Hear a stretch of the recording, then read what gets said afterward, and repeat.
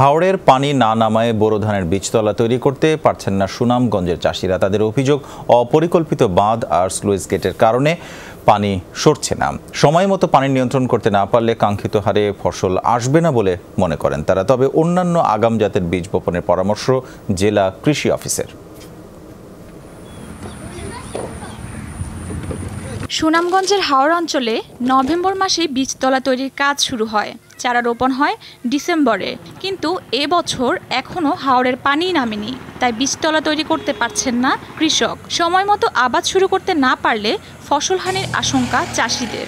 বেড়িবান্ধের কারণে পানিটা খুব ধীরে ধীরে কমতেছে। যদি বেড়িবান্ধা যে কোনো একটা নালা করে দেয়, পানিটা দূরত্ব কমবো। পানি যাইতেছে না, জ্বালাতুলা আমরা ফেলাই দরকার। এই যে জ্বালাতুরগুলো আছে না, এগুলোর মধ্যে আপনার এই আডু পানির উপরে আছে। এই পানি না কমলে আমরা কৃষিকাজ করা যাবে না। হাওর বাঁচাও আন্দোলনের নেতারা বলছেন, অপরিকল্পিত বাঁধ আর স্লুইস গেটের কারণে হাওরের পানি সময় মতো নামছে না। এতে ক্ষতিগ্রস্ত কৃষি ও পরিবেশ। গত বছর যদি অপরিকল্পিত বাঁধ না হতো তাহলে আমাদের এই সমস্যায় পড়তে হতো না। এটা আমরা চাই যে পানি উন্নয়ন বোর্ড এই দিকে এবারে বাঁধ নির্মাণে পরিকল্পিত ব্যবস্থা গ্রহণ করবেন।